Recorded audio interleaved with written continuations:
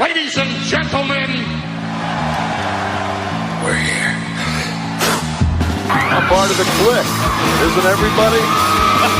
Yes! Yes! Yes! I got an idea, yeah. Beat up John Cena!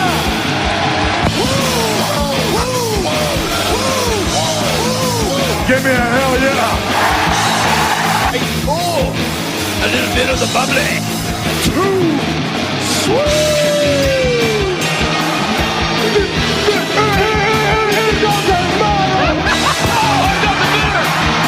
This is where the power lies! I am the man. If you can survive!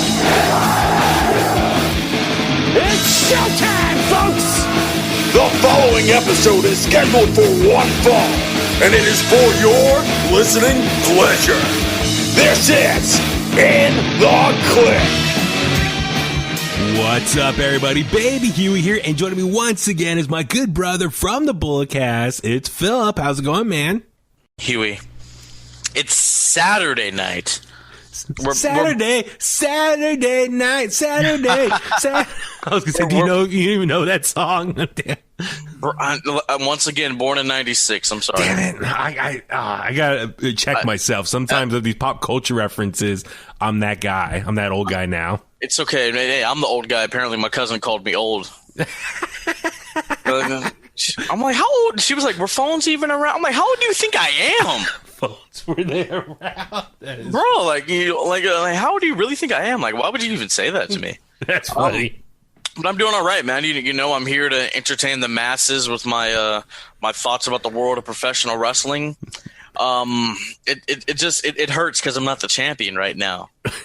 Like, sometimes I just kind of like, I wake up and like, oh, I don't even want to start my day. Like, what's the point if you're not the champion? Like, this is probably what Drew McIntyre is feeling right now. Absolutely. Like, the point if I'm not the champion of the world. You know what I mean? Well, I mean, it's tough for me to feel that right now since I am the champion. You know what I mean? So it's like, I kind of sympathize, but at the same time, it's tough for me not to. But I mean, when you've lost it, I bet you were like, do I really want to even go to the studio today? Oh, totally. I mean, Yeah. You have what championship? Not remorse.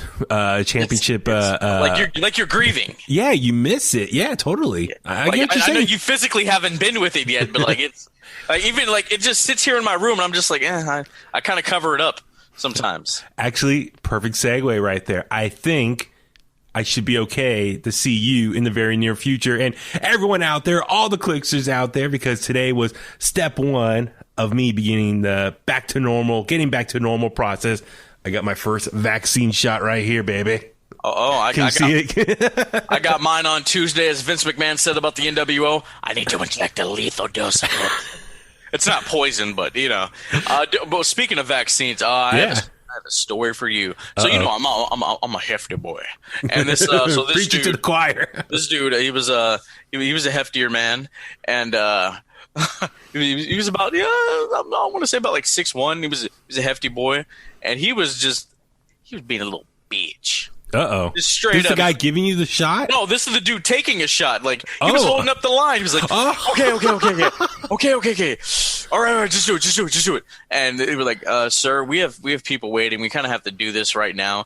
And how was the lady gentle with you when she gave you your shot? Dude, I'll have to send you the video. She was in and out. She like stabbed me, In and out like a burger. Squirted me and took it out of me. Bro, nah. My little girl, she was like 3, 2, 1, and she stabbed me. I'm like, what in no? Like, I didn't hurt, but I'm like, what in the world? So which one did you get? I got was it the one that starts with the M? Oh, Moderna. Moderna, yeah. Interesting. Everyone else I know seems to get Pfizer, so I got Pfizer today. So where'd you get yours done at? A CVS in Fremont. Nice. Okay, so that's your first vaccine dosage. Then you're gonna get another one in like 3 weeks. I'm getting one. The Raw After Mania. Okay. Yeah. Oh, really? Yeah, I'm scheduled for that. Wow, that's like almost 4 weeks. Then wait. No, I got mine last week. Yeah. I got it last week. Okay, so for me personally, so I went to the Moscone Center today. I can't give enough props and thank yous and credit and kudos to the doctors, the nurses, all the volunteers that are working on site. Dude, it was such an organized and smooth process. You walk in, you check in, they send you down a hall, down an escalator, and you get in line. It's like going on like an amusement park ride, and the line, you're just going through, walking around through all the ropes, and then they, put you in like these different pod sections. And then you just, in groups start going in one by one, and they assign you different like booths. And then you sit down, and then the nurse gives you your vaccine card. And then, just gives you the shot. And then you go sit over in the chairs and wait 15 minutes, and then you're good to go. I wish mine was that fabulous, Huey. Let me tell you a quick story from over here. So it took me longer to wait in line to register than it did to get my vaccine and wait after the shot. Do you know why? Because 25 years ago when I was born, my mother never correctly spelled my name on my birth certificate. No way! So I spell my name like a normal human being, Phillip. Okay. On my birth certificate, on my social security card, and on my high school diploma, and on my ID, my California ID, Phillp. It took these people 30 minutes to register me because of that little mistake that my mother never fixed a quarter of a century ago. Wow. Can you go back to like the Alameda County records or something? Or? Yeah, but I'm gonna have to pay money to fix one letter. I might as well just change my whole name. What would you change it to? What should my new name be?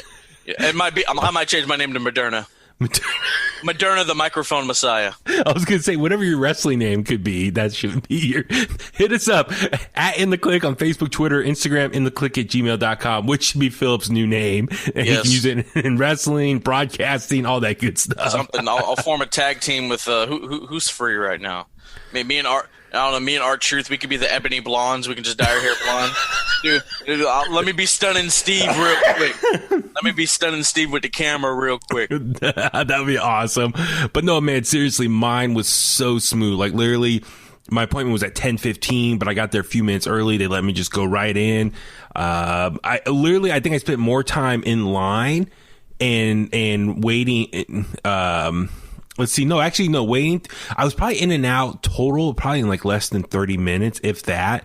I mean, seriously, from the time I check in to waiting in line to get the shot, then the 15-minute after period to make sure you have no like side effects or reactions.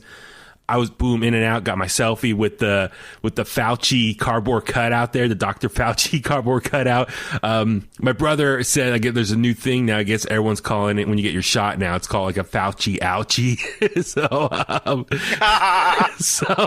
But no, like I said, it was so smooth in and out. So, please, to everyone out there, if you're eligible to get a vaccine shot right now, please do so. Not to preach or anything, but listen, I got this shot because one, I want to be safe around, for myself and then my family and friends, my coworkers, but I want to get back to seeing live music again and concerts and local shows, but also pro wrestling in person, live pro wrestling. I'm going to 2 shows, like back to back, sort of. I'm going to one after my second shot, and then I'm going to another one in May. I'm actually going to New York for that one. Are you going to do it?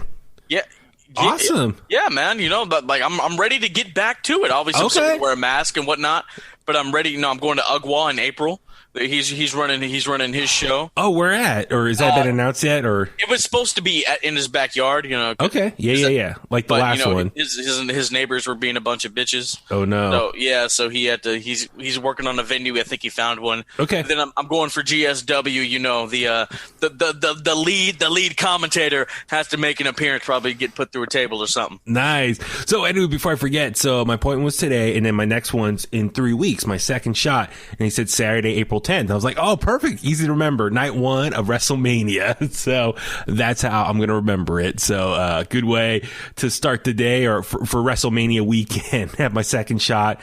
And then I think it was like a week or 2. You still have to kind of play it safe for the vaccine's officially like all in you. And it's like, maxed out to like its full capacity in your body. But even still, I mean, that's the thing. It's like, I think with the vaccine, you, after you get it, you you could still get COVID, but it's just, if you do get it, you're not going to die. You're just going to get like almost like just like a cold. It feels like a cold. So your body can fight it off much better. And you can still pass it. So it's just, the main thing is like, point being, I'm probably wearing masks for a long time, even after this. So, once you get your second vaccine shot, it doesn't mean like everything's all good now. You still got to wear your mask and, protect yourself and make sure you're not spread anything. But it's still it's a big help. Like, I'm so happy I have that vaccine shot now. And, just step one of like fully going back to normal. And I want to put this out there for you people. Oh, I'm not going to get it. We've been getting vaccinated since we were infants. Yeah. Let's calm down. You have to get vaccinated to enter the public school system. Yeah. Stop your whining. Quit being a bitch. Go get vaccinated. I want to go to WWE shows again. Yeah. I want to go to APW shows again. I want to go to West Coast Pro again. I know. Me too, man. All that. Like, I mean, people are like, hey, you're going to go to WrestleMania this year? I'm like, nah, I think it's a little too soon. I mean, for me personally. WrestleMania has its own problems with who's hosting right now. I rather. The whole thing. I think, you and I have talked like, I'd rather kind of save and plan ahead for next year for Texas. Hopefully by then everything will be completely back to normal functioning as we once did. So, just save my money. That's the best thing. Enjoy from the comfort of home. WrestleMania week is going to be crazy. I think you and I have talked about it before. Monday Night Raw, the go-home show for WrestleMania. Tuesday, Hall of Fame ceremony. Wednesday, night 1 of NXT TakeOver. Thursday, night 2 of NXT TakeOver. Friday night SmackDown. WrestleMania night 1 and Saturday. WrestleMania night 2 Sunday. Raw the following Monday, the fallout from WrestleMania, and then based on the rumors, if that's going to be NXT's first night on Tuesday night. So a full week and a half of nonstop WWE content. Bro, I'm podcasting like every day. So that's what I was going to ask. I mean, that's something, and that's on top of like, NXT UK is going to do something on Thursday. I guess I have some special. Oh, really? AEW obviously have their regular show. Impact. I'm going to be off from work because they're doing some renovations, so this works out perfectly for me. Hey, man, I'm podcast every day. So that's the thing. It's like, I mean, I know we're talking right now via on the podcast, but I mean, even I was texting John LaRocca earlier. He said he was trying to figure out his WrestleMania schedule. I mean, even though we're at home still, I still would like to maybe do some more live reviews post show each night, something. I think that'd be kind of cool. So, all right, maybe you and I can coordinate more off the air. Maybe like what nights are best for you. We can do some live reactions right after the show. I will be free. Okay. Just after I do the bullet cast, Yeah, we'll plan it all out. We'll figure it out. I think it'd be kind of fun. I think it'll be kind of like a marathon Monday through Monday of like WWE reviews. It will be, man. It's going to be Dynamite. Speaking of Dynamite, baby Huey, we're here to talk about All Elite Wrestling Dynamite from this past Wednesday, which actually was called St. Patrick's Day Slam, which I like. I like the specials. WWE might want to hop on that, man. NXT's been doing it, man. Like the halfway point in between takeovers, they'll do a specialty show on NXT, which I love. I mean, that's similar to what WCW used to do back in the day, in between like their pay-per-views and stuff, because they weren't every month back then. So, but yeah, no, happy belated St. Patrick's Day to yourself. It was kind of cool. It was on a Wednesday night. That's the thing. Everyone was like on Wednesday. Everyone was asking me like, "Hey, are you gonna watch like this one St. Patrick's Day concert or something online, or am I doing this or that?" Like Dropkick Murphys had a big streaming St. Patrick's Day concert online, and I didn't watch it live. I said, "Nah, man, I got the Wednesday Night Wars to watch. I got AEW and NXT to watch. I was busy on St. Patrick's Day." So, yeah, man, AEW Dynamite, another fun show in the books. Yeah, man, what's just kind of your initial thoughts and takeaways from this show? Well, the main event, I mean, knocked it out of the park, baby. They did. I have some thoughts about it, as I do for everything. Yeah. I'm just looking at my rundown here. There was some good stuff. I want to talk about Christian's promo really in depth. Okay. The Cody Pentagon thing. Man, Jade. There's potential. There's real potential. Yeah, Jade. Yes, absolutely. That was her first match with Shaq. Like, that was her first match ever. Yeah.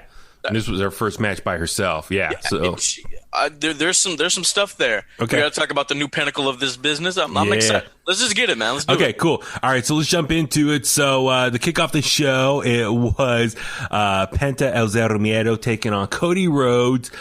This started obviously from last week, the week before. We talked about with the promo. Penta called out Cody, and this is something they've been building to for a while. And I was actually kind of excited for this matchup just because it's something we haven't seen on national TV in AEW specifically. I mean, you and I, we've seen it before in All Pro Wrestling a few years ago. So we've seen it locally on the independent scene, but to see this show on cable television, I was super excited for. We're all big Lucha Underground fans, but also fans of Pentagon Jr. or Penta El Zero Miedo, whatever his name is going by. But so for him to challenge Cody was interesting. And that's still, I think we touched on it last week, but it's interesting. He's kind of playing more the heel role while his brother and Pac are kind of like baby faces, I guess, kind of, or tweeners. So the Death Triangle kind of has different dynamics right now. Like one member is more heelish while the other two are more baby face-ish. I don't know what you think about that dynamic. I wouldn't say, Penta, he's definitely he's the heel, but people love him. Mm-hmm. Ray's he's a super baby, and Pac is just in between. Yeah. So it's really interesting watching a faction, or at least a 3-man group, and how each of them has different reaction from the crowd, or a way they're being presented to the crowd. So that was very interesting. So yeah, they come out and taking on Cody here. And I was really excited for it, like I said, just to see the two of them go at it. And they start going into it. And the story of this match, and it's been the story for Cody Rhodes for the last few weeks, is his injured shoulder that he suffered a while back. And between the match with Shaq, that really hurt it. The ladder match at Revolution, that really hurt, and he's been all taped up. So the story is he's been dealing with this injured shoulder. Penta attacked that early on and was working on that shoulder the entire match, laying into him, and Cody was selling that, like just how he's injured, kept rubbing it. I like how they went outside, and at one point, Penta grabbed the St. Patty's Day Irish hat, put it on, it was posing. Actually, I gotta probably post that on I should post that on Instagram at some point. But no, this match, for the most part, was a lot of fun. I'll get into the finish in a second, but what did you think of this opening match here? It was cool. I mean, the Prince of Pro Wrestling versus the Lord of Lucha Libre. Hey, man, that's a badass name. I like that. I need that shirt real quick. But look, man, I love Cody Rhodes to death. Yeah. He's my guy. When he first broke out in the Indies, when he left WWE, I'm like, yo, he's going to be something. He's going to join the Bullet Club. All of it happened. Mm-hmm. He did not need to win this. What's the point of him winning all these matches and he can't challenge for the World Heavyweight Championship? It doesn't matter. It literally doesn't matter. Pentagon could have beat him with that power driver clean smack dab in the middle of the ring. That elevates him immediately. I enjoyed this story of Penta working his shoulder. I was like, good continuation of this situation that Cody's been dealing with. Very similar to Diamond Dallas Page back in the day on Nitro, where it felt like for years his stomach was wrapped up because he had the injured ribs. So it felt like for years he had those wrapped up rib cage. Very similar to like Bob Orton, Cowboy Bob Orton. He wore his cast for 8 years? Yeah, his cast forever. So. Was he with Bob Orton? It wasn't broken all the time. It was actually fractured, and fractures take longer to heal than broken ligaments. So yeah, but it kept aggravating it. Exactly. I mean, but with this man, I mean, like, dude, like Penta could have won, bro. He could have won. Yeah, well, I think with that case, this is probably the first of a few matches. I'm sure they're gonna probably have 3 matches. So this is the first. And then there's going to be a couple more matches between the two of them. So I see what you're saying, though. But yeah, Penta, it would be nice to see him get a win. And they built it up in a week. Yeah, totally. So for me, as much as I enjoyed this match, I enjoy Cody, the storyteller in the ring. Well, Cody might lack technically.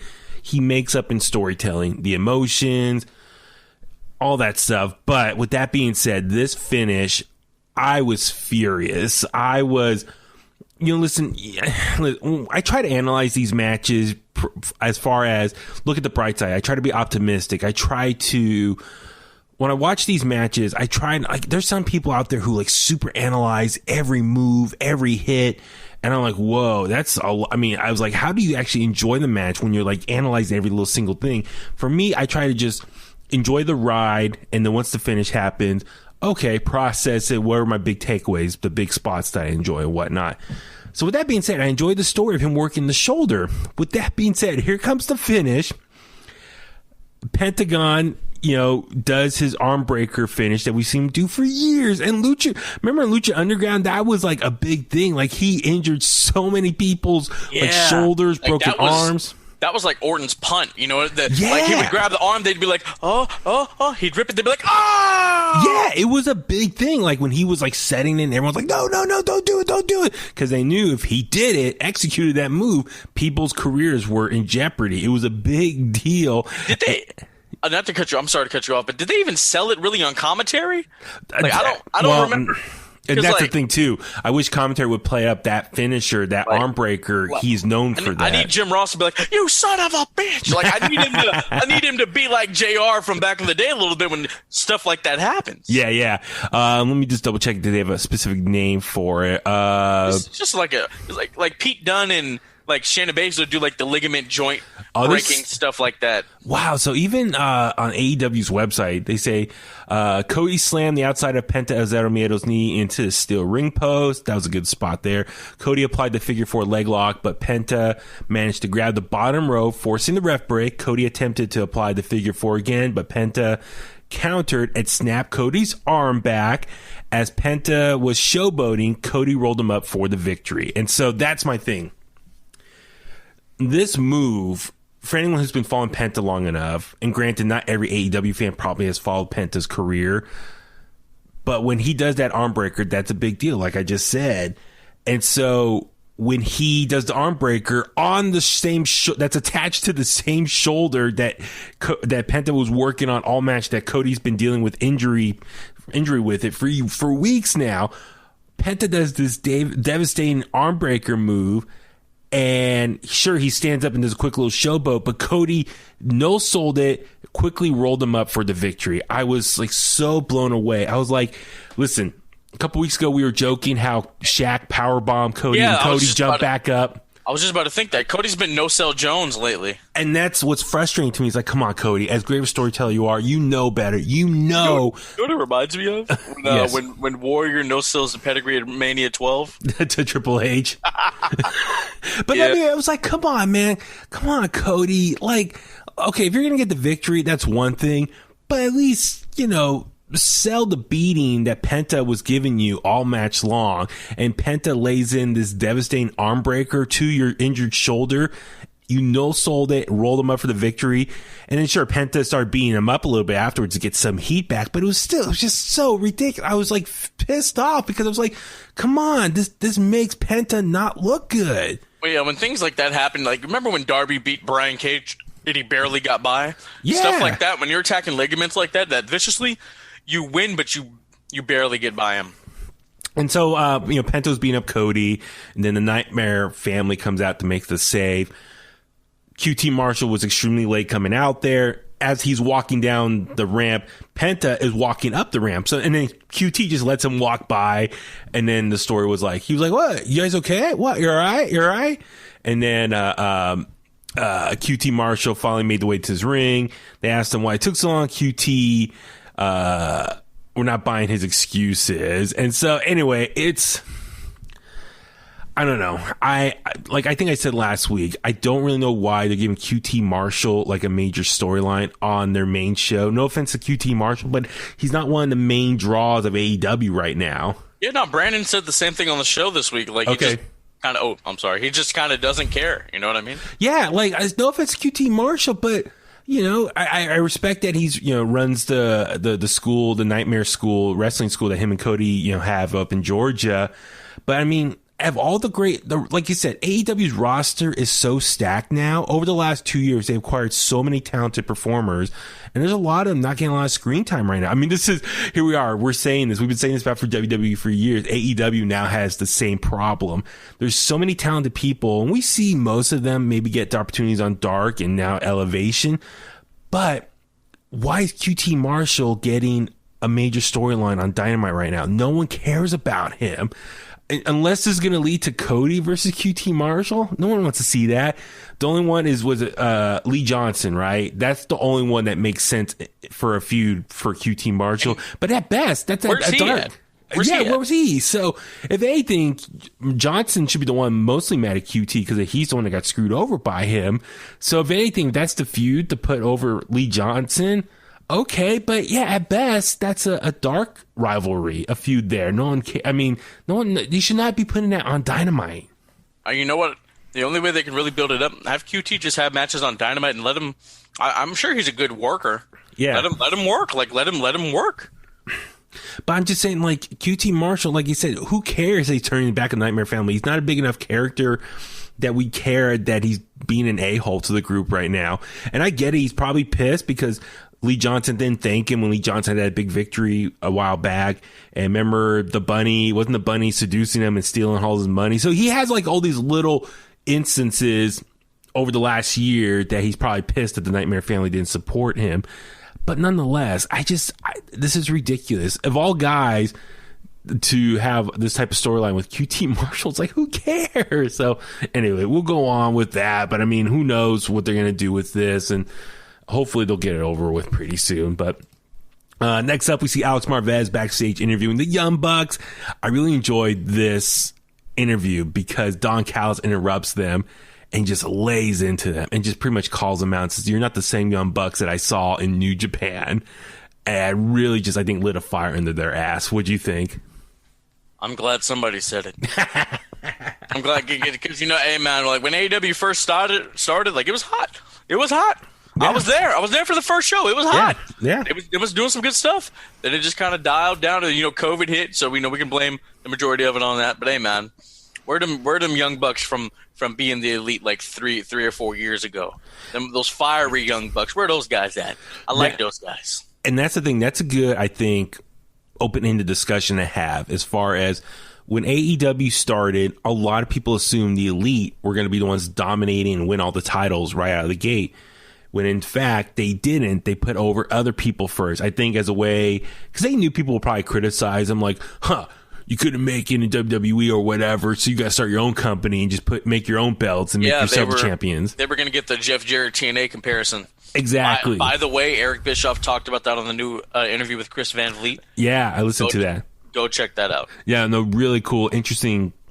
His take on it. His take nice. On it as far as AEW comparing to TNA and vice versa and breaking it down. There's a clip on YouTube already, but I've listened to the majority of that interview too. So I highly recommend checking it out. And just congrats to Eric Bischoff, WWE Hall of Fame class 2021. I can't wait to hear I'm back. And so I wonder if he's getting this because he's been making appearances on AEW. They're like, I know we fired you, whatever, as a SmackDown. Remember, he was the. Hey, you want to come over here real quick? Yeah, we'll bring you back over here one time. So, but anyway, I enjoyed this promo because I think it has been argued that the Elite guys, since they didn't put themselves over from the beginning when AEW launched, there's argument there that they lost a lot of momentum. I think. I mean, Young Bucks were not the tag champs out of the gates, and it took them a while to become tag champions. Cody tried to go for the world championship, but had the stipulation and he lost, can't go for it again. He was TNT champion a couple times, but they're both short reigns. Kenny Omega, it took him a long time to get to this point as well. So Hangman is still floating around. So I can see why this promo had a lot more impact, no pun intended, of Don Callis coming from Impact Wrestling. It's kind of true. I think a lot of the Elite guys, they lost a lot of momentum that they had coming off their time in New Japan. So this promo had a lot of legs to it. I'm really excited. And hopefully this will, reignite the Young Bucks and they go on a tear. And we kind of see a little bit of that later on in the night. So next up, we saw Jay Gargill one-on-one taking on Danny Jordan. So this was our first singles match by herself on AEW Dynamite. And as you mentioned, top of the show, Philip, yeah, man, she looked great here. She's still very green. She's still not very crisp in the ring, but the potential is there, and she has an amazing look. She does, man, and I like her finish. It's the hook and ladder. That's what Ricky Steamboat used to call it back in the day. Beth Phoenix adopted it as the glam slam, but I'm like, nah, bro. Jazz used to use that. That's the bitch clamp. That's where like you slam them down face down and then you roll over. Yeah, you hook them up by their arms and then you sit out with them. Yeah, dude. Yeah. Yeah, like that. That's awesome. And an ode to Jazz. I mess with it. I like it. She looks awesome. Like the spine buster. Like she looks like $1 million. And this was more or less a squash match, but she got like 3 major moves in, like the spine buster, like the punt kick, and then her finisher. She looks great. I mean, I think she just needs more reps in the ring, and that will come. But she could be a very special attraction. She has a great look to her. Like, let's say she debuted like, She'd have won the title at Double or Nothing last year, right? Mm-hmm. So let's say she debuted at like Fight for the Fallen or something, and just progressively got better. I wouldn't have been opposed if she were the one to beat Sheeta for the title, like kind of like how Brody did it, which his debut was a year ago, a couple of days ago. That's crazy. Yeah. Like when he beat Cody for the title, quick squash. I wouldn't have been opposed if like she had debuted all those months back. And kind of had some time to build her up. Yeah, I was kind of curious how long she's been wrestling for, because didn't she start at Dustin's school? She started training there, yeah. Wow. Oh, and that's out in Texas, right? If I remember correctly. Yeah, and then just moved it all to the Nightmare Factory in Georgia. Interesting. So this is someone that they scouted and found and brought into the fold. So I mean, kudos to them, because I think she had a WWE tryout, but for whatever reason didn't make it. So if AEW can turn her into a superstar, that's going to be awesome for her. And then later on in the night, she was sitting there watching the main event in the stand. I thought that was pretty cool too as well. And then after the match, she got in Red Velvet's face. So that could be probably a new rivalry for her to build towards their next match. So I think give Jade some more like squash matches, give her some more ring experience, and then maybe her and Red Velvet can meet at a later time. But I think that could be a good dance partner for her to work with long term. All right, next up, it was the debut of the Pinnacle. Their in-ring segment. So MJF comes out with Tully Blanchard, Shawn Spears, Wardlow, and FTR. Man, cuts this amazing promo. Well, actually, Tully Blanchard starts it off and just explains how when he started his career, he was with one of the most legendary factions of all time, and he wants to end his career with a legendary faction. What'd you think of Tully Blanchard's promo, and then ultimately hand the mic over to MJF? It was great, man. He started off 35 years ago. Yeah. I was with one of the most dominant groups in the history of this business, which, hey, man, the Horsemen, we have to say, like we talk about NWO and DX, Horsemen is the greatest faction of all time. Yep. Don't get it twisted. Mm-hmm. Horsemen for life, brother. Yeah, man, it was cool. And then MJF, I mean, he tore Jericho to shreds, bro. Oh, damn. He's like, it's receding more than your hairline. It's as separated as your left pec from your right. I was like, oh. I was like, damn. I was like, oh. It was so good, man. Hey, he's my age. I know. This is crazy. And he said that. He's like, I have like 25 more years ahead of me, and I'll be the GOAT. I was like, which Jericho's 50. It made sense for that. Wow, dude. It was just good. And then the way he built everybody up, like, Shawn Spears hasn't felt that important in quite some time. All of that. I mean, it was cool. He called out Wardlow, said like Wardlow, the big bad monster of the group. FTR, the only true Grand Slam champions in tag team wrestling. That's true. That's a fact. Yes, and then who else was after that?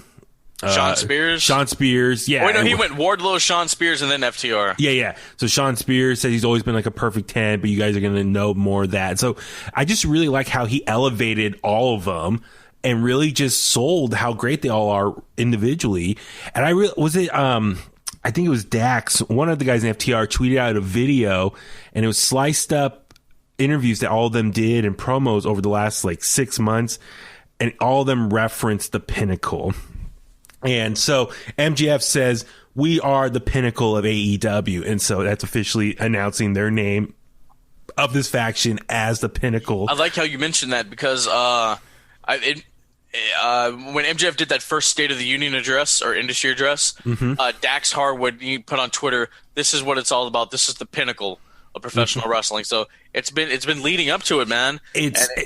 Well, I was just going to say, I mean, to the video, I think I retweeted it. You can check it out. But Wardlow was doing an interview, I think, on the Unrestricted podcast and referenced that, like, he said, yeah, the FTR guys and Spears have been really supportive of me. And then he name dropped something about, I think they're the pinnacle of this company. And then FTR did a couple promos. I think Tully said the pinnacle in one of those promos. MJF, yeah, the State of the Union thing he did, he name dropped the pinnacle. So it makes you wonder, to AEW's credit, do they really plan out these really long form storytelling and are like really strategic of, okay, in 6 months, we're going to have this faction officially come to a head. So over the next 6 months, you're going to do interview. Make sure you reference the pinnacle at some point. You're going to do a promo here, reference the pinnacle. You're going to do another interview. Make sure you reference that, like, FTR were like really cool to you backstage. You reference and make these Easter eggs. I've heard Tony Khan, like, I've heard people say like he has stuff planned months and months and months in advance, almost to a year to 2 years in advance. This is probably one of those things, man. Yeah. From the moment he signed MJF, he was probably like, you're going to be the leader of the faction. And that's great. So it's, what do you think of the name The Pinnacle, though? What's your take on? Because for me, I'm cool with it. I think the T-shirt that they released was not that good of a design. It was literally just a mountain and it says The Pinnacle. I'm like, that's it. Yeah, they'll have more in merch. I'm fine with it. I mean, I'm a guy that thought Undisputed Era, that's stupid. New Day, that's really stupid. And then look at all this success. You know what I'm saying? Yeah. So I mean, the name is fine, and that's understandable. You know, like we are the pinnacle of this sport. We are the pinnacle of this business. I get that. I understand that. The Bulletcast title is the pinnacle of this sport, of this game. Absolutely. I get it. I understand. So I'm the pinnacle of all of this. Wow, somebody, those are some side effects to that vaccine, Huey. It's hitting me. No, but I was gonna say, if you're the champ, you're the pinnacle of the game, bro. But so let me ask you this: so, okay, FTR obviously gonna be the tag team group or members of the group. Shawn Spears or Wardlow, which one do you think is going to be the one to go after the mid-card title, the TNT Championship? Is it probably Shawn Spears? I'd see him as that because when he was on the Unrestricted podcast, he always said he saw himself more like a television title, an IC level guy. Cool. And then MJF obviously be the one to go after the championship, which he already kind of did already with Moxley a while back. So, and then Wardlow, I've heard people make this comparison. He's definitely like the Batista. What Batista was the Evolution, Wardlow's of this group. So hypothetically speaking, I'm already future booking their demise. I've been talking about Ward. I mean, the thumbs up moment, dude. Like, I've been talking about Wardlow beating up MJF. Yeah. So here's what I'm thinking. Omega's gonna be champion for a long time. I think Hangman's gonna be the one to beat him and dethrone and become the new AEW champion. It makes sense because of their history. He's gonna be champion for a bit. I think he will then go into a program with MJF eventually, and then MJF will beat him to become AEW World Champion, and then that way the Pinnacle eventually will have all the titles. It makes sense. Every good faction have all the titles amongst them, like Undisputed Era, Evolution, all that stuff. Long term, though, I think Wardlow will be the one to go babyface and turn on MJF. MJF's being a dick to him, and he beats the crap out of him. We saw a little bit Easter eggs, and I think I said this last week. It was like, what happened to that? They kind of dropped that storyline where MJF was like picking on Wardlow, and Wardlow was getting pissed off, and MJF kept saying, I owe you. You know, you have to like work for me no matter what. So I wonder if they'll come back to that at a later time, and Wardlow will have his Batista moment and turn on MJF and then go on a tear to beat him up. So that's something to look about. That's very much long form storytelling. I mean, for all we know, that can be a year or two down the line. But in the meantime, let's enjoy the start of this new faction, the Pinnacle. So yeah, I love this segment, and I'm really excited for it. No member of the Inner Circle was on this week, and I like that. Oh yeah, you had to. A smart move to sell the beat down. I mean, if anything, maybe keep him off for a couple weeks. I don't know how you bring him back into the fold, but you got, I mean, for anything, maybe keep Jericho off for a few weeks since he took the most of that beating, especially, you know, off the head cut open, and he was a power bomb off the ramp into the table. So, all right, next up was a 10-man tag team match. It was Jurassic Express and Bear Country taking on Matt Hardy's Empire, which consists of Private Party and the Butcher and the Blade. You know, this match was okay for what it was. You know, anytime there's like a 10-man tag, I always get kind of like, whoa, it's a lot of people in there. The story here with Jurassic Express and Bear Country, it didn't really make sense to them tagging because they were kind of going at it at the Tag Team Casino Battle Royale at Revolution. So they were kind of going at it there and eliminating each other. The Bear Country eliminated Luchasaurus, if I remember correctly, at Revolution. So now they're tagging. I was like, what? Why? It doesn't make sense. It was a man. I'm be honest with you. I really didn't even pay attention to this. I'm like, oh, Matt Hardy pinned Marco Stunt. Okay, cool. Yeah, you know? and that's the thing. One time was who was it? Was it Bear Country? They set Marco Stunt on the outside. Dude, Butcher caught him. But if he didn't catch him, he would have landed like straight into the barricade wall out there. That could have been a really scary moment. But anyway, Butch and the Blade and them, they caught him and saved Marco Stunt. But yeah, they beat up Marco Stunt. A Private Party were going to go for the pin. They hit their finisher, but Matt Hardy wanted to be tagged in, hit a couple spots, and picked up the victory. So he wanted to claim the victory. So, all right. Cool. I said for Matt Hardy, all right, good for him. He's being the heel now, which I'm still kind of confused. Where did this heel turn come from? Remember he beat Sammy Guevara in that came from being the Elite. Oh, it happened on Being the Elite? I'm pretty sure because he's been doing stuff like this on Being the Elite for a while. Okay, see, that's why I was kind of just shocked. Like he had the match against Sammy Guevara, he won, and he was still like broken Matt Hardy type of character. And all of a sudden he just started being the rich guy again. And I was like, wait, what? Where did this personality change come from? So that's my one little issue of a story that wasn't really fleshed out on Dynamite enough. Anyway, that's the whole issue I have with AEW. Like they'll do these storytellings on Being the Elite, but doesn't like for anyone who doesn't watch Being the Elite on the regular, it doesn't make sense for them on Dynamite when it happens there. So anyway, whatever. Next up, we saw Dasha backstage interviewing Christian Cage. Philip, you said you had some thoughts about this whole promo back there? Yeah, I mean, so people have always considered Christian kind of like a B-level guy, which I don't agree with. The guy's really good. Like Moxley said, he thought he knew everything about wrestling until he got in the ring with Christian. You know what I'm saying? The way the guy's mind works for this business is awesome. And his promo was really good, man. You know, he said, hey, look, I'm not here to take your spot. I know what you think, the old guy coming in, he's going to take my TV time, going to take my shine. No, I know I got to earn wins. I know I got to build myself up to eventually challenge Kenny for the title. I liked all of that, but they have pigeonholed him to with the new catchphrase, outwork everyone. Now every match, he has to deliver. He has to deliver. Yeah, and that is interesting you brought that up because, like... You know, this promo, for the most part, I enjoyed it the way, you know, I like how Christian talks on the mic. He's good. But he said, you know, he says, I'm not a workhorse. I'm the workhorse. Wait, I was kind of confused. It's like, so that doesn't make sense. You're just kind of contradicting yourself. I'm not a workhorse. I'm the workhorse. I'm like, okay, so... Well, it's kind of... I mean, JBL used to call himself like a wrestling god back in the day. Yeah. And then, like, he was like, I'm not just a wrestling god, I'm the wrestling god. I guess, all right. So he's like the pinnacle, no pun intended, of workhorses. Yeah, it'd be like Cesaro being like, I'm not just a really good wrestler, I'm the best wrestler on this roster, you know? Yeah, so... But you brought up a good point. Is he setting himself up? He better go out there and deliver these workhorse matches. I don't know. I mean, we've only seen, the Rumble instance, so I'm going to have to kind of go back and watch that to kind of see. But, I mean, hey, man, like, he needs to start having matches soon. Like, put him in there with some guys that we know can work and just, like, let him deliver. Mm-hmm. Let's see what he has in the tank. Yeah, no, I mean, I'm just happy for Christian as far as getting an opportunity to wrestle and in his career on his terms. And so...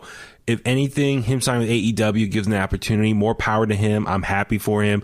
And this promo was the start of me really kind of getting amped up for him. And yeah, I called out Kenny Omega. So I wonder if that'll be Kenny Omega's next opponent that he's going to deal with post Jon Moxley. So I'm all for that. Christian Cage and Kenny Omega. I'm all for it. Going back to what you said when Eric Bischoff did his interview with Chris Van Vliet. As far as the TNA comparisons, like signing WWE guys after they leave WWE, is AEW making the same mistakes as TNA, taking up spots from young talent? Well, Eric Bischoff brought up a good point. He's like, no, because these guys coming from WWE, they have star power. They are known on a wider audience. So therefore you bring them on so that way the average fan will have a reason to tune in and be like, oh yeah, I remember that guy. I'm going to keep watching. Because when those, like, you look at when Christian, like, TNA was pretty big when Christian and Sting and Hogan and Angle and all those guys got there. It was pretty It was pretty big. Now with AEW, like, you know, Big Show, Sting, and Jericho. They used to wrestle in WWE. That's equity. That's facial recognition. Yeah, that's how they get deals in India and France and Shanghai and you know places like that. Like I'm. This isn't a knock to anybody. Mm-hmm. I love Jungle Boy. Is he going to get you a deal in France? No. Like, let's be real. It's Private Party. They're good. Are they going to get you a deal in Indonesia? No. Yeah, I hear what you're saying. Absolutely. So, and I think what Bischoff said in that Chris Van Fleet interview is that the problem with TNA, though, is just they relied. Sure, they signed those guys that came over from WWE, but they relied solely on them and didn't do enough to promote the younger talent. If AEW does a good balance, you have a guy from WWE maybe take on a fresh talent, and then he helps put over that young talent, so then that young talent then gets elevated because the average fan who are tuning in to see these WWE guys will then be introduced and exposed to a different wrestlers they didn't see before, and then when they wrestle, and then the older guy can put over the young talent. So that's how you start building up your fan base and introducing your fan base to newer wrestlers and developing new guys, new stars that way. So I get what Bischoff's saying, absolutely. So if Christian Cage, serves his part to kind of add to Kenny Omega's title reign, I'm all for it. As long as they deliver some banger matches, I'll be happy with that. Let's see. Next up, we saw Moxley and Eddie Kingston take on the Good Brothers. Before Moxley and Eddie Kingston cut a promo. I enjoyed the promo. They were just kind of standing there backstage, just kind of joking around, talking, making fun of Gallows said he looked like it was a Sporky from Toy Story 4, make fun of his eyes and stuff. It just seemed like two bros just hanging and talking, shooting the ass. I enjoyed that. But what'd you think of their matchup here? It was a cool match. Brandon brought this up, and I have to agree with him. Eddie Kingston, the way he sells is so unique because when he sells, he's still trying to fight back. When a lot of guys sell, they're a dead fish. You know what I mean? Like Kingston does it like he's in an actual fight. He grew up in the streets of New York. He's even on the way down, he's still trying to throw a punch. Yeah, he's still going down and swinging. Yeah, I like that. Brandon also brought this up. So Cody rolls up Pentagon for the win, and then Moxley does the same thing in this tag match. That's kind of another thing of guys not being like, "Hey, what are you doing tonight?" You know what I mean? Like how you don't do this, how you don't do the same thing. Really? So he did the roll. Let me double check here. Yeah, he small packaged him up. That's right. Okay. Interesting. Well, I mean, I thought for the most part it was a solid match. I like. It was a solid match, but it just kind of stands out if you're looking like that. Like, oh, a roll-up just happened earlier tonight, dude. Okay, I guess. Moxley had the tape up shoulder as well, so he's another one. Is he going to be taped up for a long time like DDP was in the 90s? That's another thing. A dude with a shoulder injury rolled up a guy earlier on in the night, and we're doing it again later on. Yeah. No, good point there. But let me ask you this. Are you cool with this scenario? Okay, listen. Moxley was champion for most of 2020. Kenny Omega's champion. Him and Moxley wrapped up their feud for the most part. Are you cool with this storyline for Moxley to keep him out of the main event scene for right now? Him and Eddie Kingston go on this reunion of sorts of being friends again, and they're just going to go on a tag team spree right now. Yeah, that's fine. It freshens up the main event division, which we got to figure out what we're doing with that. Is Mox going to challenge Kenny? But then if he does that, then he gets pigeonholed into you challenge for the title, but you can't win the big one. Yeah. So I think that was the whole point of Eddie Kingston making the save at Revolution from the barbed wire match, was ultimately have them reunite as friends, have Eddie Kingston turn babyface, and then the two of them could be a tag team, and that can kind of keep them occupied for X amount of months while they're both out of the main event title scene for a while. I think that's a smart move, and it's good taking up the Good Brothers. I was just laughing. The Good Brothers, I think, have done more in AEW in the last few months than they've done in actually Impact Wrestling. That's why they lost their tag team championships. Yeah, so if you didn't watch the pay-per-view Sacrifice last week, they lost it to Finn Juice from New Japan. which will be interesting. New Japan with earth-shattering things going on over there. And they're going to have some Impact guys, I guess, showing up over there now. So Impact is like sending their guys, AEW, New Japan, all over the place, get those titles everywhere. So, but listen, for the Good Brothers, sure they didn't sign with Impact. I mean, they're signed with Impact Wrestling, and remember they revealed in an interview they missed out on their opportunity to sign with AEW back in the day. So I think this is a make good now. They're wrestling, even though they're with Impact, they're still showing up on AEW regularly. So I think that's kind of cool for them. They get the benefit of both worlds, being on Impact and also on AEW. So yeah, what's next for them? Is there going to be another match? So they start beating the crap out of Jon Moxley. Eddie Kingston's outside. Kenny Omega comes out snapping his finger, like dancing, and the three of them start beating the crap out of Jon Moxley. And the thing you sent me, bro, it's Kenny Omega walking out to Sami Zayn's theme song. I saw another one with what was it? Oh god, it was great. I needed that in my life. There was another one I sent to my brother. It was another one. So it's like people are using that footage of Kenny Omega walking out, snapping his finger, and just putting different songs underneath it. Oh yeah, it's one for the. Hold on. Yeah, we're never gonna give you up version. So somebody should do it with the Friends theme song. That'd be that's good. The thing. It's like take a different song, have Kenny Omega just dance to it, walk into the ring. Do it to the In The Kliq theme song. Oh yeah, oh, we should maybe do that. Do it, Huey. Okay, I'll work. He comes out and just starts beating people up, right? I'll work on it. So, so they're beating up Moxley, they're beating up Eddie Kingston. So the Young Bucks come out and try to make a save, and they're telling like, "Hey, back off! Don't do it." And then Kenny Omega is trying to too sweet him, and they refuse to too sweet him. And then even Kenny Omega sticks his fingers in their face, and they brush it off. Let's see. So what happened was Anderson and Omega placed Moxley's head in between the folding chair. Gallows climbed up on the top turnbuckle. Young Bucks ran out, talked them down. Omega climbed the turnbuckles to finish off Moxley, but Matt talked some sense into Kenny Omega. Kenny Omega wanted to show solidarity, but the Bucks refused. Omega put his hands in Matt's face. The Bucks still resisted throwing up the hand gesture. Moxley got to his feet and swung the chair, but the Good Brothers and Kenny Omega retreated. So it's starting to see the friendship fall apart here. Young Bucks don't like what Kenny Omega and the Good Brothers are doing. Moxley getting him. Do you think Moxley and the Young Bucks are going to eventually line up here, or Young Bucks are just going to keep doing their thing over here, but it's going to lead to them versus the Good Brothers at some point? I have no idea. It's starting to get a little convoluted when you just said all that stuff. Thank you. Absolutely. Hey, it's a lot to keep track of. Yeah, we don't need to do all that. Kenny Omega needs to start mixing it up with some other people, like ASAP. Yeah, totally freshen things up.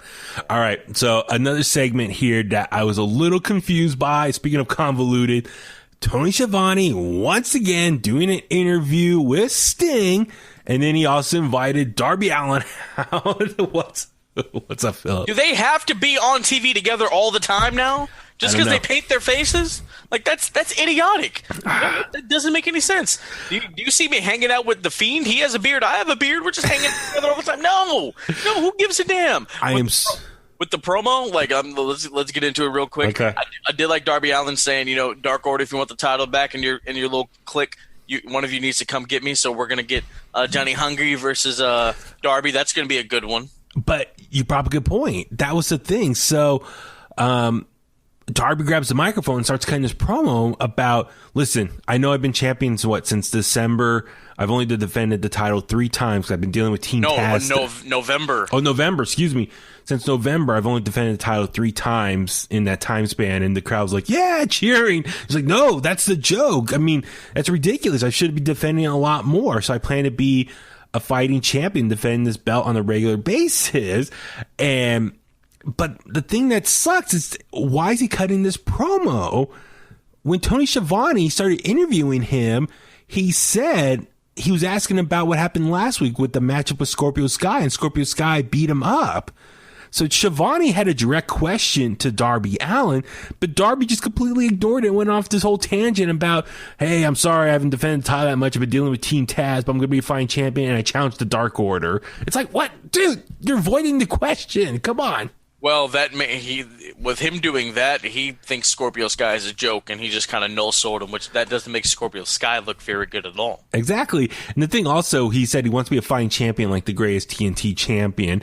And I swear, I don't know about you, I heard Cody at first, but then the crowd started saying Brody. So, like, I don't know about you, when you heard it, did you hear Cody at all? Like, Cody, but then all of a sudden it turned to Brody, when they were, when Darby said he wants to be like the greatest TNT champion. I was like, huh? Because I heard Cody, and then I heard the crowd start saying Brody, so I don't know if the crowd was confused. I'm gonna have to listen back to that one. It's weird. It was a little weird thing on my ear. I was listening. I was like, wait, did I say Cody or Brody? How many times did Brody even defend the title? See, that's the thing. He didn't have a super long reign. It was only 5 weeks. Yeah. So, I don't know. That was kind of interesting. And that's the thing. The TNT Championship is soon new. He's already comparing himself to the greatest TNT champion, Brody Lee. I'm like, well, I mean, he didn't have the belt for that long. I mean, I know it's unfortunate he passed away and stuff, but it's just, I was like, that's kind of interesting, thing to bring up in your promo. But anyway, yeah, and then so in honor of Brody Lee, he wants to challenge a member of the Dark Order, which, okay, so, but yeah, you avoided the whole situation with Scorpio Sky. I think that's where the rivalry should be at. I don't know. And then maybe Scorpio makes a run-in next week. Maybe. And then Lance Archer comes out with Jake the Snake. So Lance Archer, once again, heel, says, I'm interrupting your time. How dare you don't give me enough time. He's a face. He came out the face entrance. He's the face.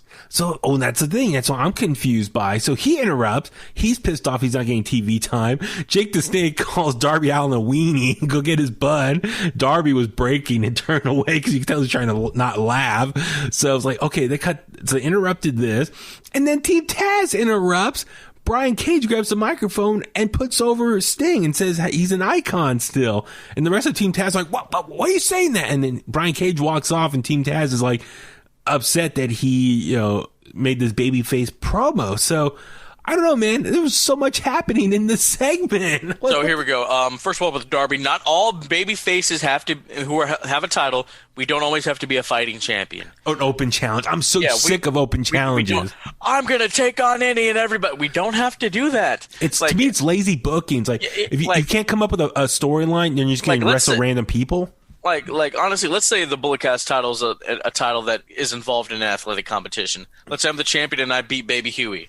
And then I'm a babyface, but no, why would I wrestle him again? I've already beaten him. I don't like who's next. You know what I'm saying? Like, well, I don't need to do that. Or if you think you have the disadvantage, I don't know about that one. You know what I'm saying? Like, let's be realistic. Like this little dude, like in a street fight, Darby Allin is not beating Brian Cage. He's not going to want to step up and fight him. Like, let's be realistic here. No, that's not. Like, he doesn't have to be a fighting champion all the time. That's my point with that. Lance Archer, I don't know what the hell's going on with him. But be a heel already. Come out of the heel entrance and be done with it. And Brian Cage, that we didn't even need that. Yeah, what was the point of that? Seriously, I just felt like, okay, a week and a half ago you had this street fight. Team Taz been going against Sting and Darby Allin for months, and then all of a sudden a week and a half later he's like, "Yeah, you're an icon. You have my respect." And like the rest of the team's like, "What?" So it's like you just threw away all this months of build. I don't know. It's just did they someone like change it? Like, okay, Lance Archer, he's not going to be the babyface monster. I want Brian Cage to be the babyface monster now. So quick change up tonight. I was like, what? They made up for it all in the main event. Yeah. So one last thing, we'll talk about Rey Fenix versus Angelico. It is what it is. I mean, I love Rey Fenix. It was a good back and forth. A lot of high flying. Angelico, when he does that submission hold and he slams on the ground. Oh my god, I forgot the name of it. Did they have the name? Let's see, leg submission. It doesn't say it here. I don't know. Is there anything about this match you want to add to it? No, nothing at all. Yeah. So Rey Fenix got the victory. Good for him. So it's going to keep his momentum going. All right. Main event time. Dr. Britt Baker with Rebel taking on Thunder Rosa in an unsanctioned lights out match. Anything goes. Falls count anywhere. Man, incredible. I watched it again before we recorded tonight. Philip, I know you watched it, 3 times? What a match. I only do that when I like things, Baby Huey. And I enjoyed this. I mean, Thunder Rosa with Britt Baker, DMD. My guy, this was This was good. I mean, there were some chairs, there were some ladders, a table, some. I didn't think there were going to be thumbtacks. I didn't think they were. I'm like, what are they going to be? Like, I've seen Legos used on like the Indies or something like that. Mm-hmm. I didn't think they were going to be thumbtacks, and they were thumbtacks. I'm like, yo, they really. And this match wasn't even that long. Yeah, that's the thing. This match, for how short it was very compact, straight to the point. Went from great spot to great spot. It told a great story. I love that it's a grudge. So I love when Thunder Rosa is coming to the ring. Rebel comes and hits her with the crutch, and then Britt Baker and them start going at it. Britt Baker went for the suicide dive outside when Thunder Rosa. It was like, I love that they hit each other and they started out right out the bell, just trying to knock the S out of each other. And the blood. Yeah.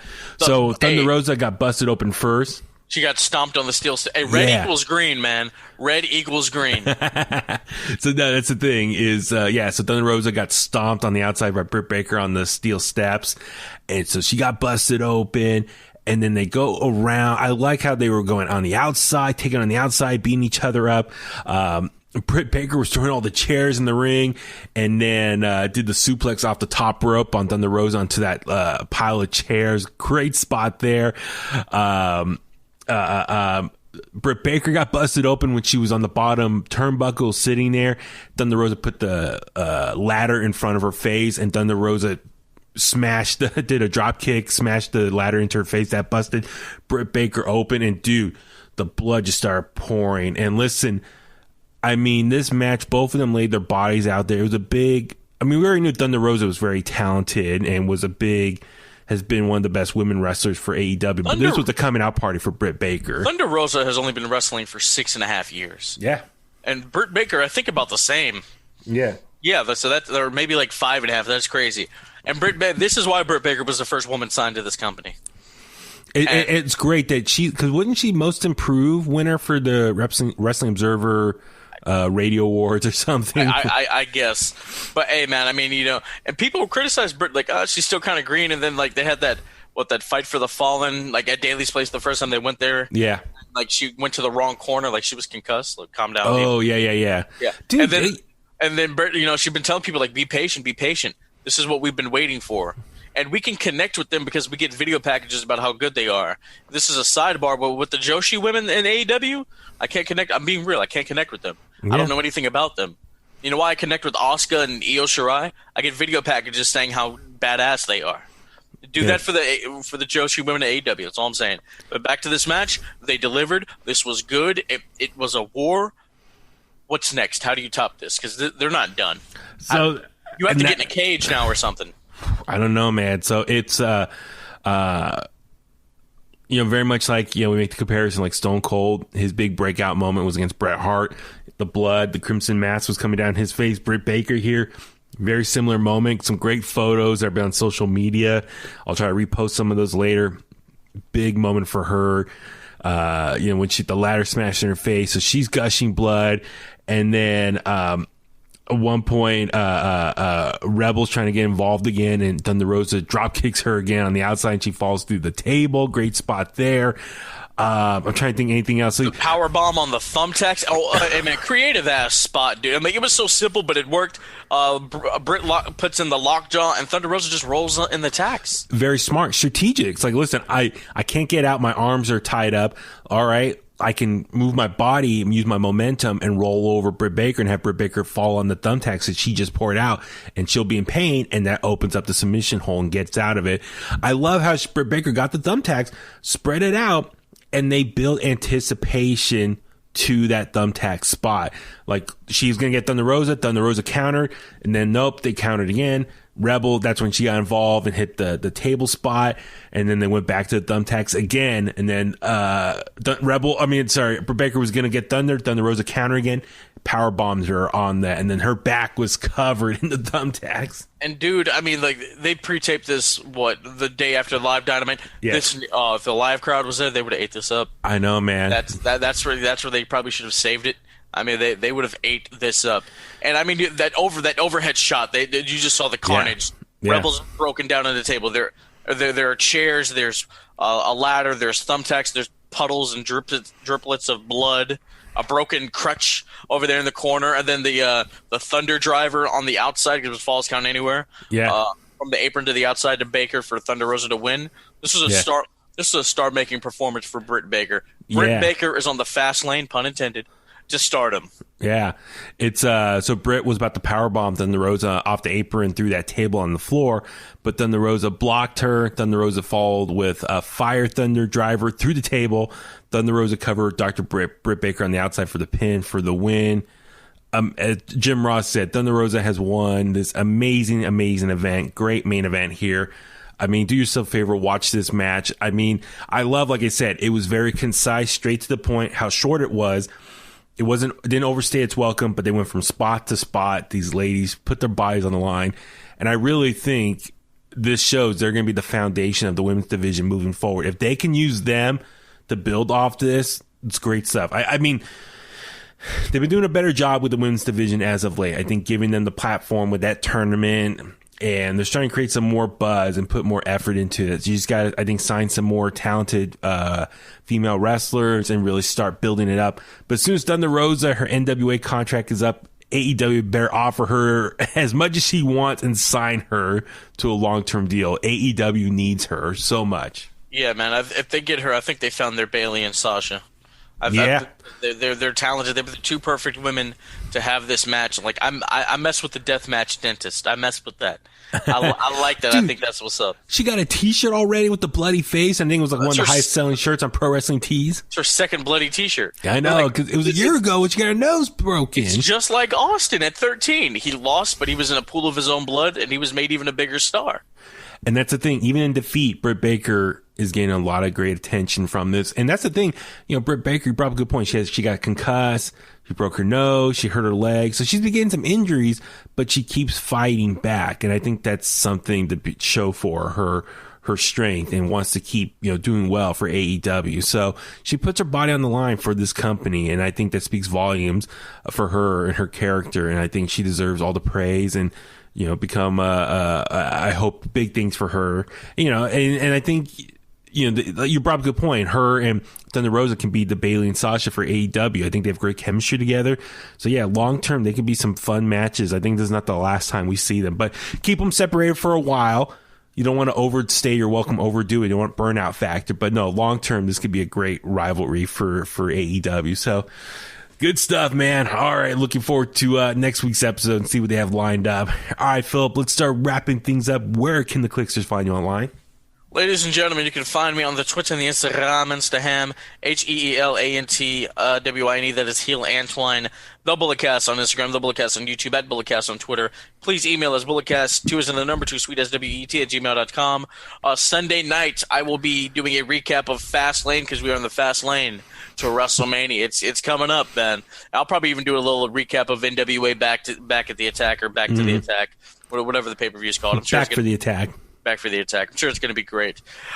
Stay clean, stay strong, stay safe, stay quarantined. Diamonds are forever. So is the microphone messiah.